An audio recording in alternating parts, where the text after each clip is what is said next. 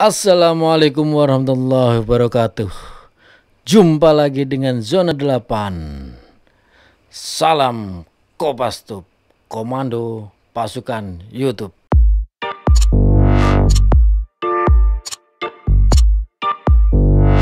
Gimana kabar Mas Bro, Mbak Bro, seluruh penjuru dunia? Semoga sehat walafiat. Alhamdulillah, amin. Oke, kita bahas tokoh pewayangan Yudhistira.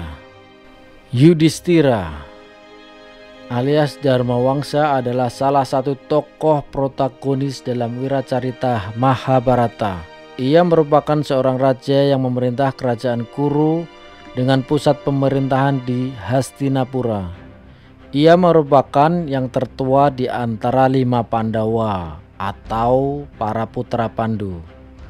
Dalam tradisi pewayangan, Yudhistira diberi gelar Prabu dan memiliki julukan Puntadewa, sedangkan kerajaannya disebut dengan nama Kerajaan Amarta.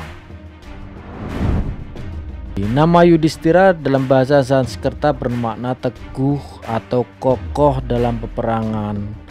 Dalam kitab Mahabharata ia juga disebut dengan nama Bharata, keturunan Maharaja Bharata dan Ajatasatru. Ia juga dikenal dengan sebutan Dharmaraja yang bermakna Raja Dharma, karena ia selalu berusaha menegakkan dharma sepanjang hidupnya.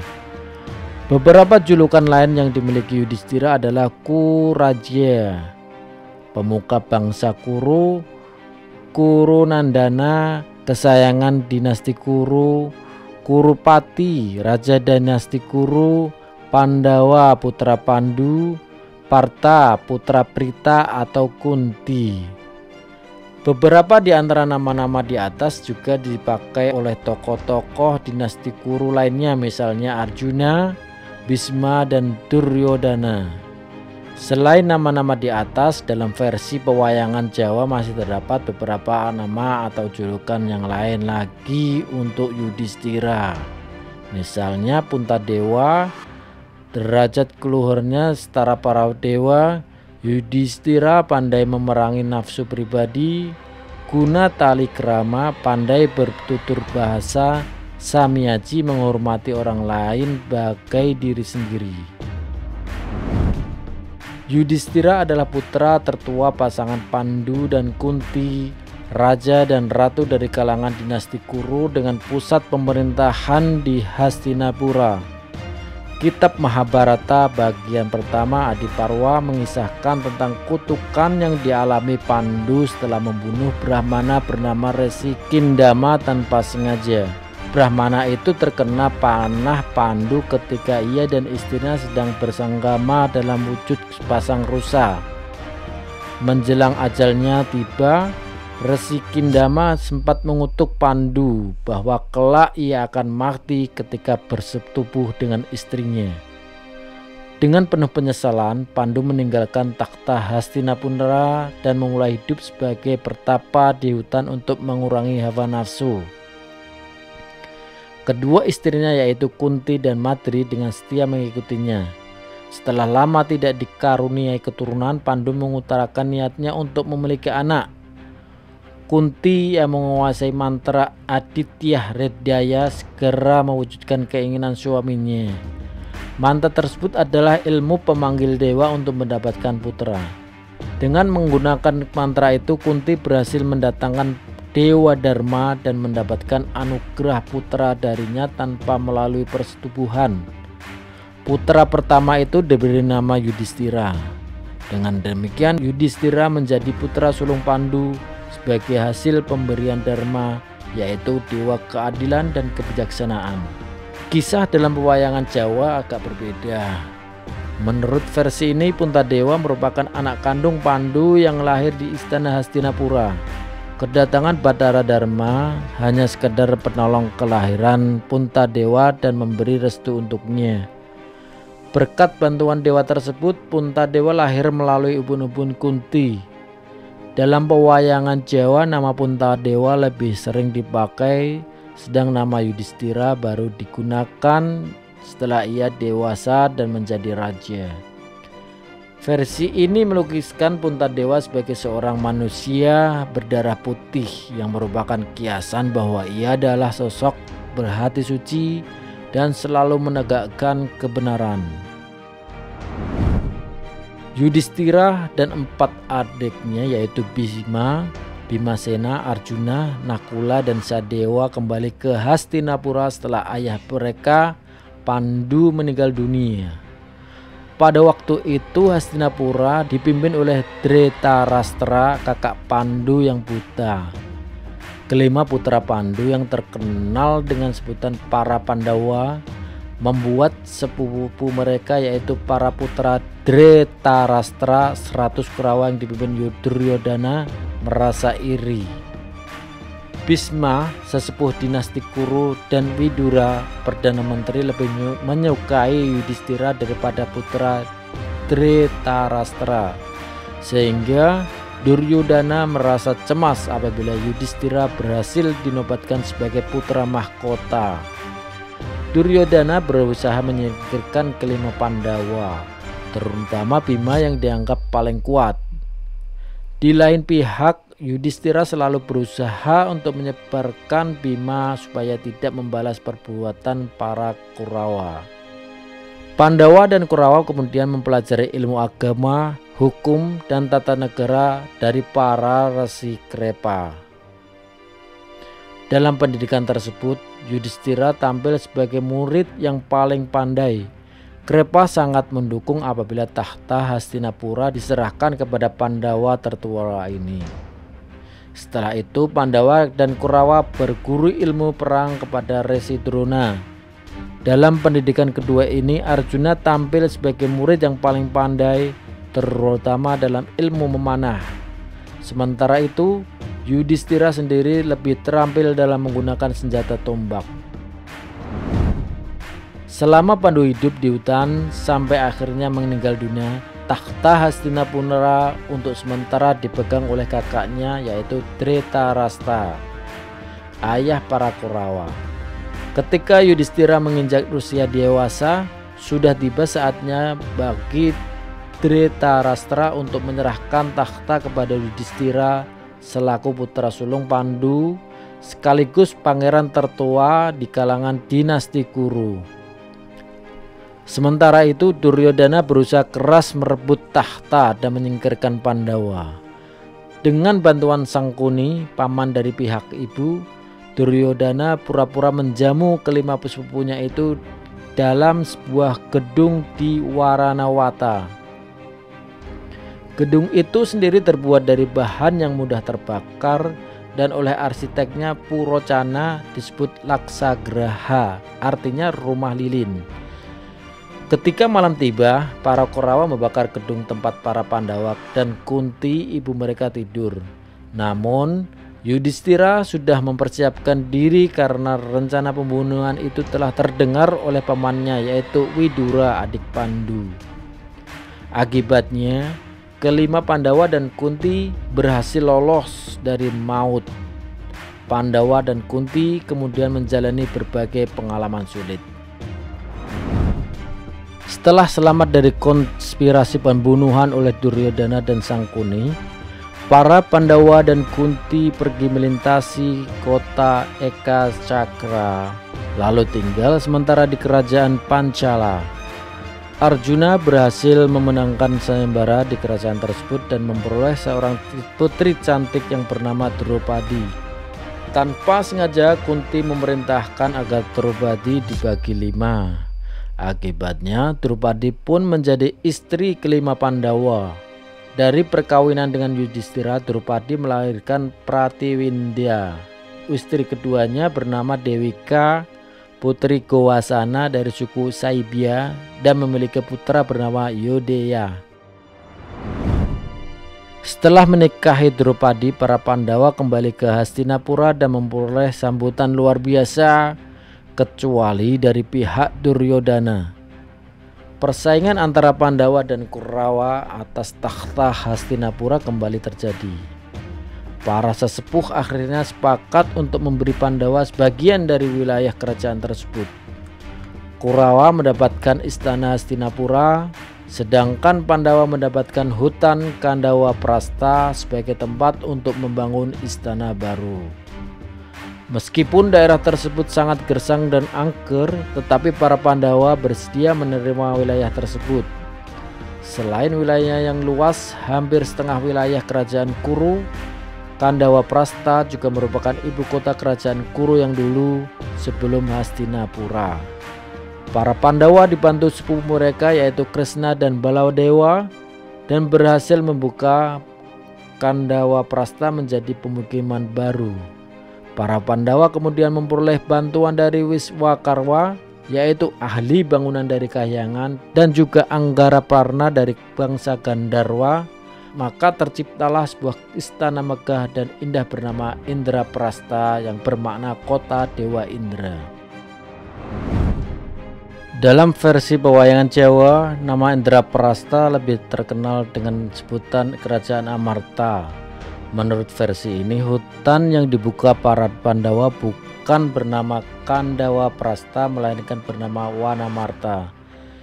Versi Jawa mengisahkan setelah Sayembara Drupadi, para Pandawa tidak kembali ke Hastinapura, melainkan menuju Kerajaan Wirata, tempat kerabat mereka yang bernama Prabu Matsyapati berkuasa.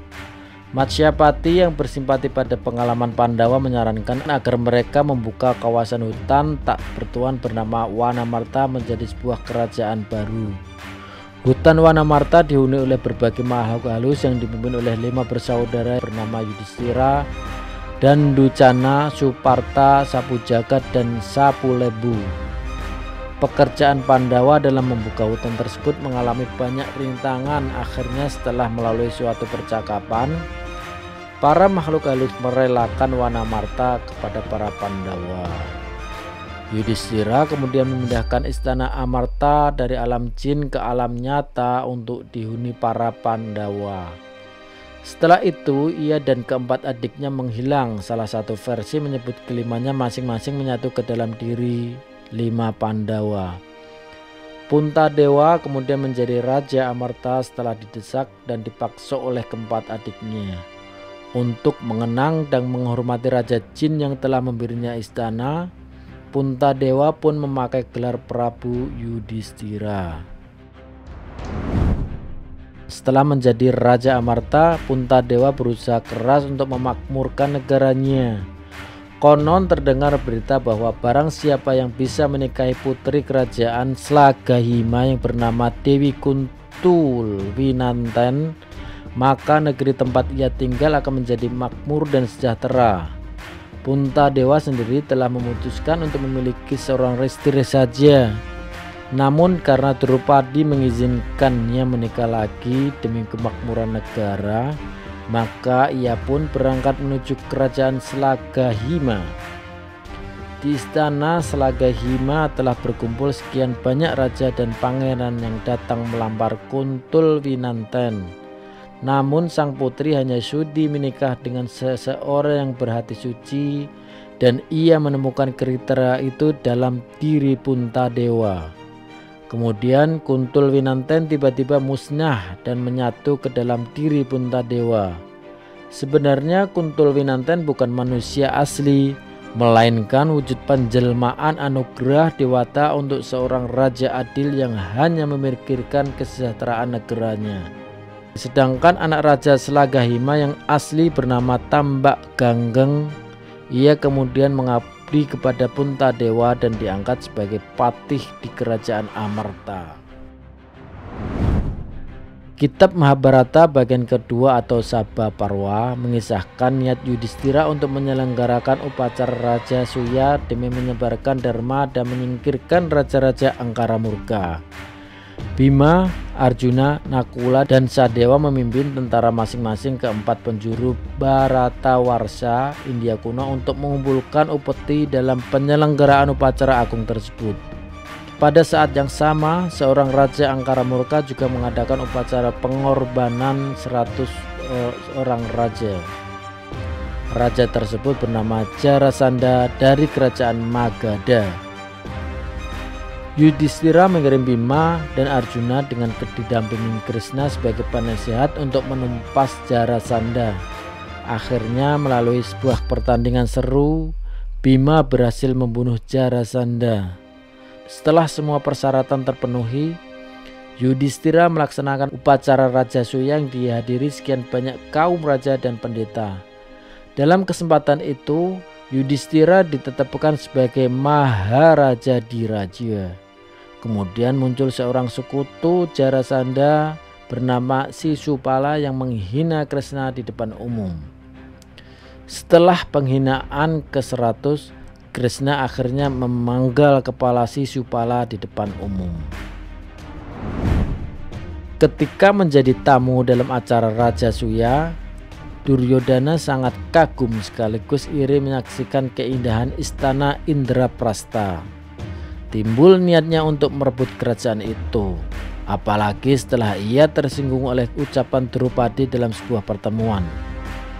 Sangkuni membantu niat Duryodhana dengan memanfaatkan kegemaran Yudhistira terhadap permainan dadu.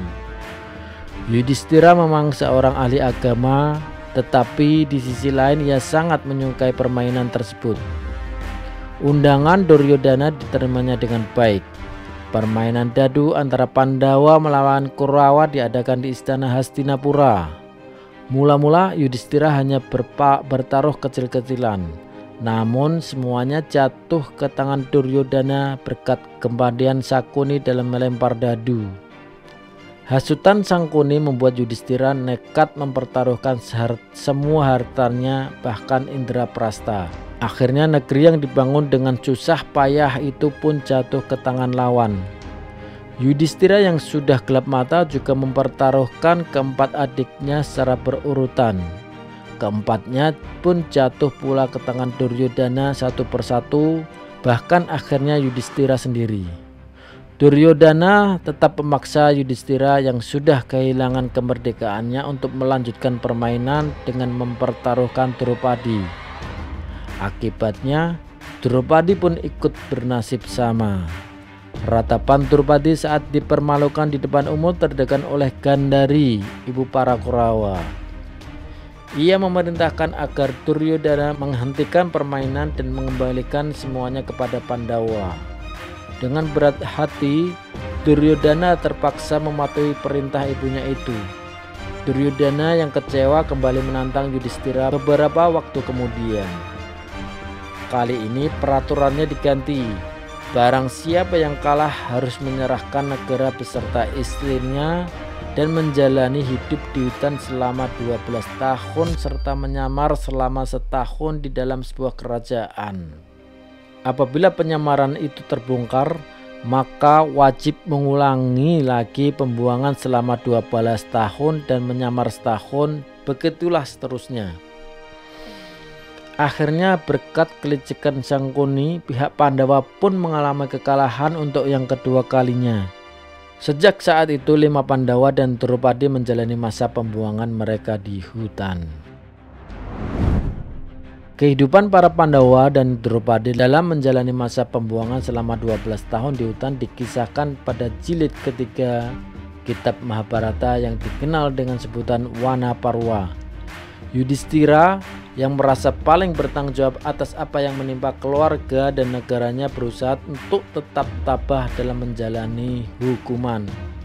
Ia sering berselisih paham dengan Bima yang ingin kembali ke Hastinapura untuk menempas para Kurawa.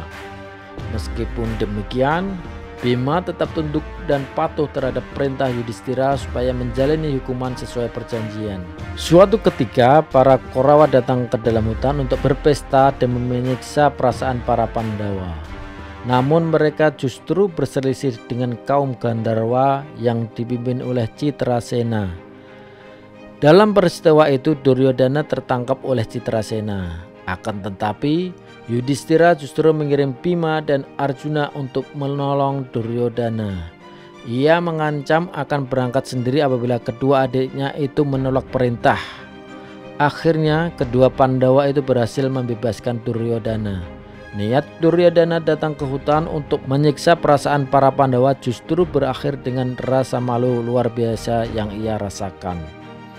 Peristiwa lain yang terjadi adalah penculikan Drupadi oleh Jayadrata, adik ipar Duryodhana.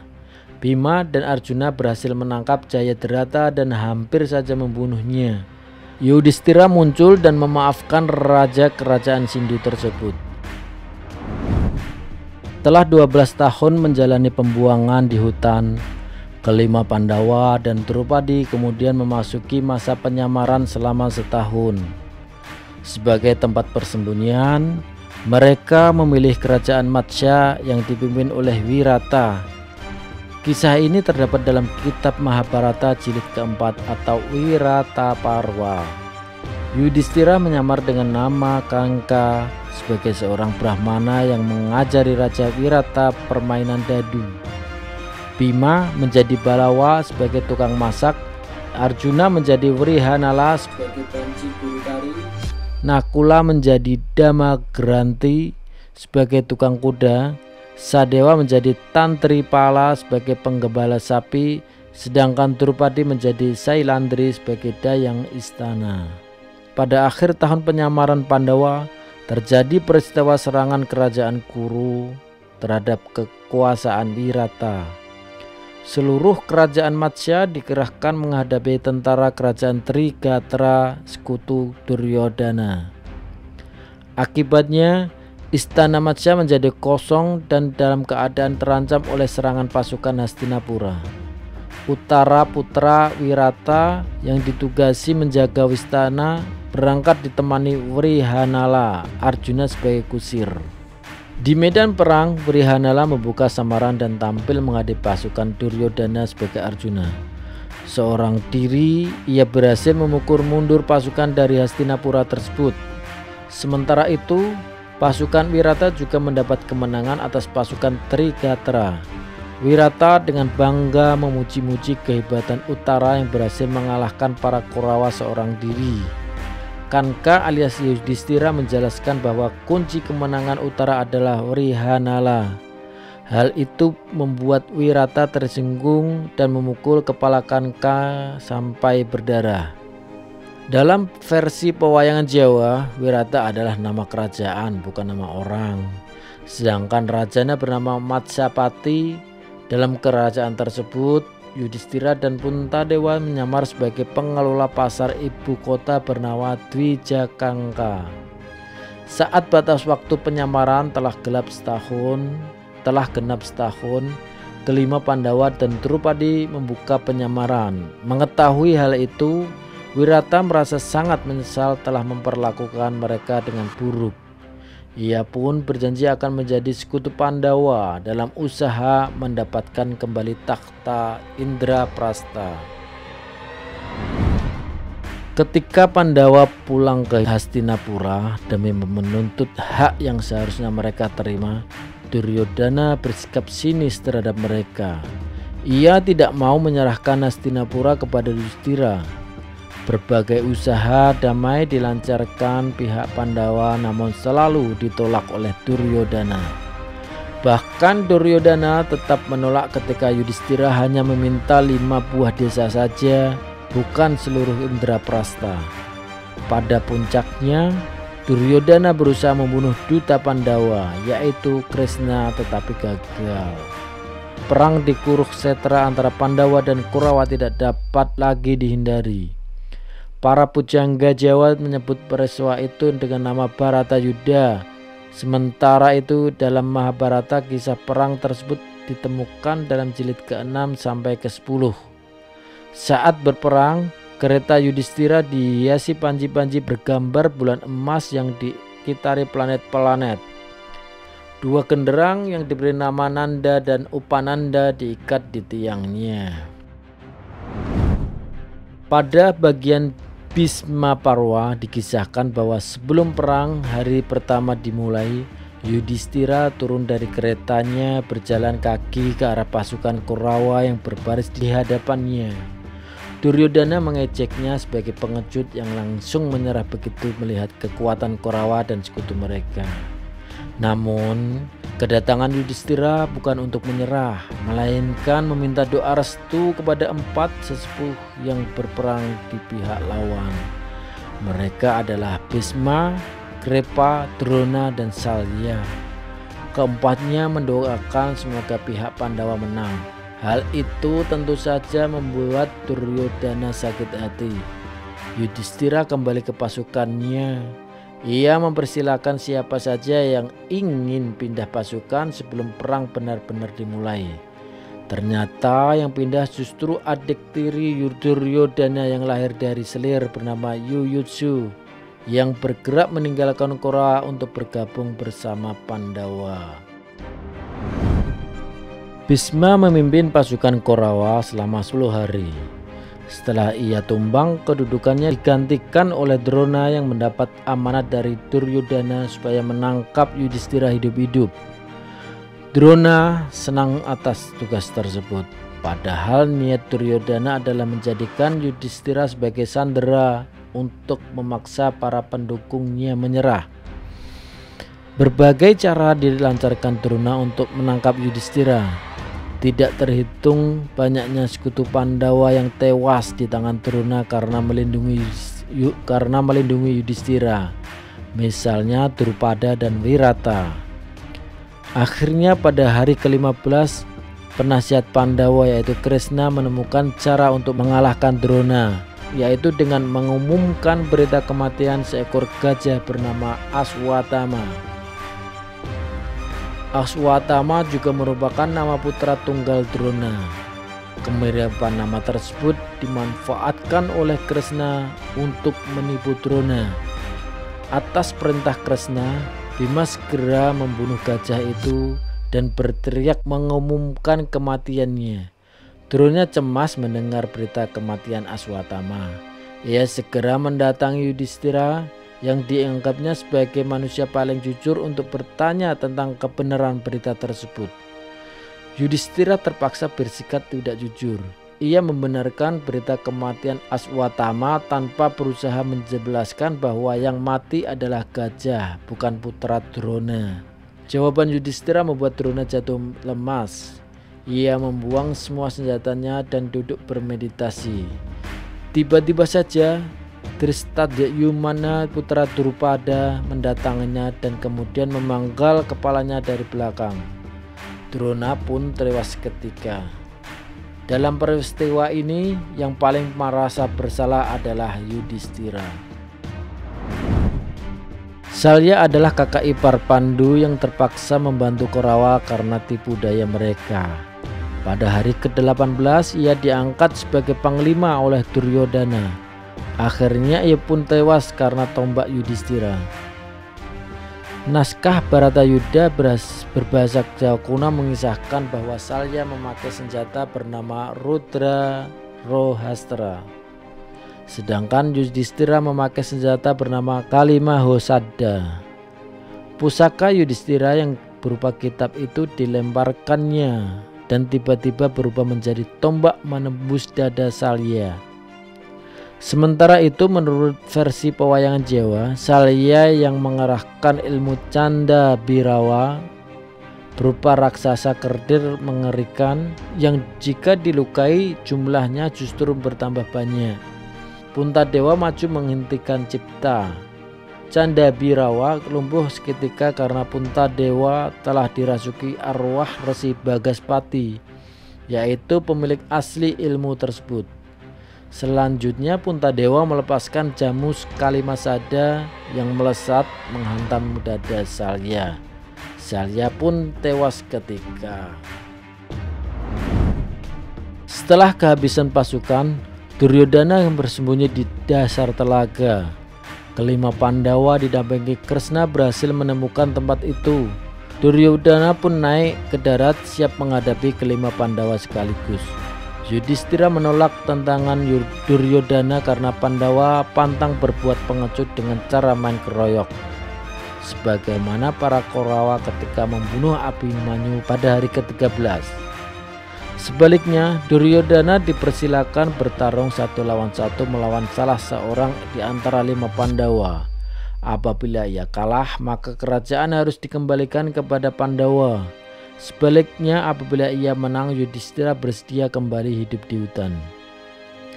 Bima terkejut mendengar keputusan Yudhistira yang seolah-olah memberi kesempatan Duryodhana untuk berkuasa lagi.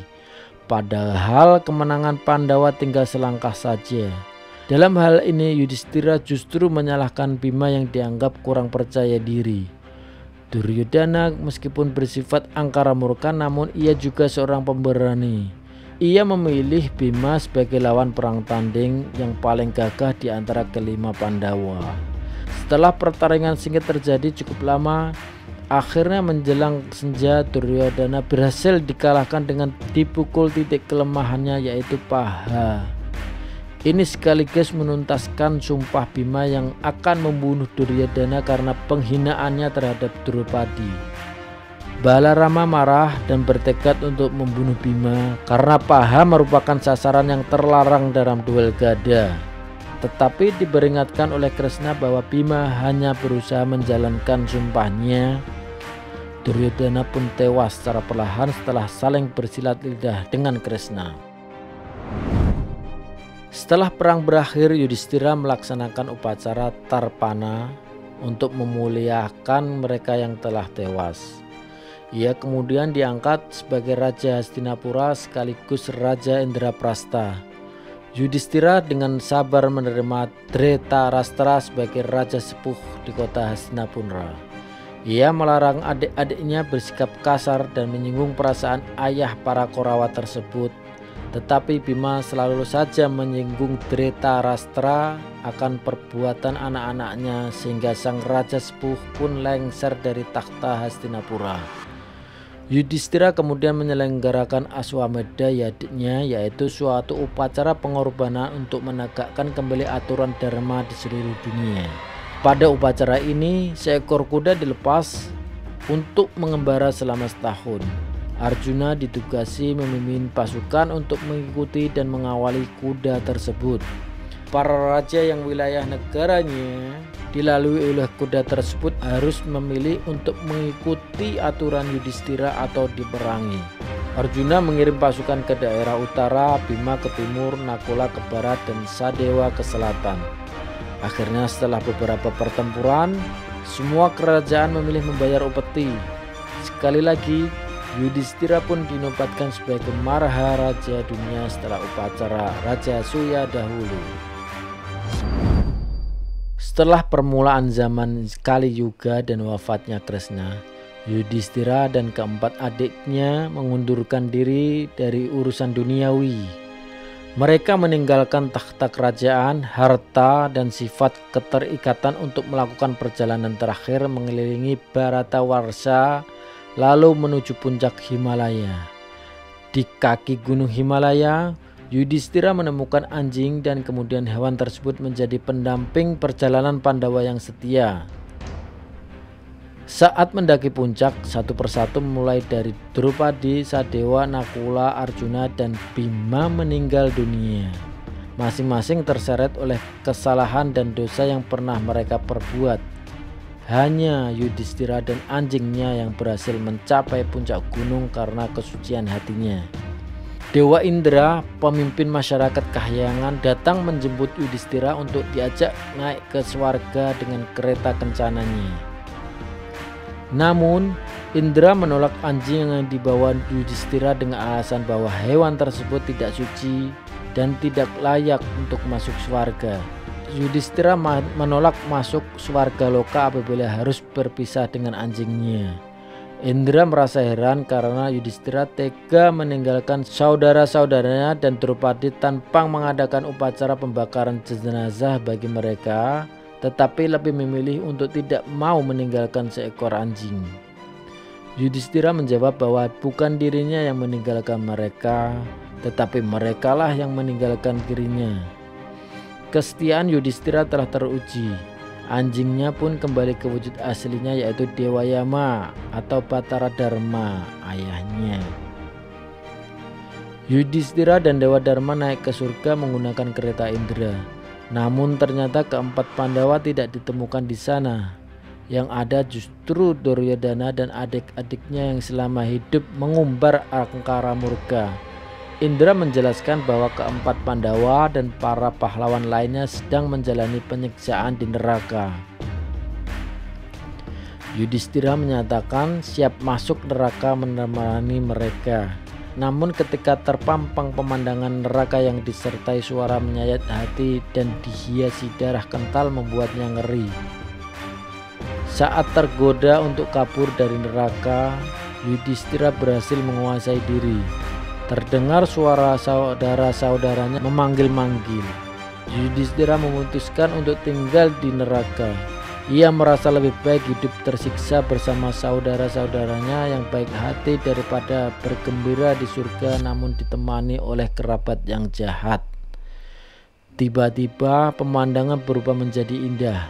Dewa Indra muncul dan berkata bahwa sekali lagi Yudhistira lulus ujian karena waktunya yang sebentar di neraka adalah sebagai penebus dosa ketidakjujuran Yudhistira terhadap Durona soal kematian Aswatthama. Ia menyatakan bahwa sejak saat itu Pandawa 5 dan para pahlawan lainnya dinyatakan sebagai penghuni surga, sementara para Korawa akan menjalani siksaan yang kekal di neraka. Menurut versi pewayangan Jawa, kematian para Pandawa terjadi bersamaan dengan Krishna ketika mereka bermeditasi di dalam Candi Sekar. Namun versi ini kurang begitu populer karena banyak dalang yang lebih suka mementaskan versi Mahabharata yang penuh dramatisasi sebagaimana dikisahkan di atas. Itulah kisah pewayangan dari Yudhistira, salah satu Pandawa 5. Oke Mas Bro, terima kasih sudah pantengin video kita. Jangan lupa pantengin juga video-video kita yang lain. Silakan lihat di playlist ya. Masih banyak video-video kita yang lain. Tapi bagaimanapun juga kita tetap satu komando. Kopassus, komando pasukan YouTube. Wassalamualaikum warahmatullahi wabarakatuh.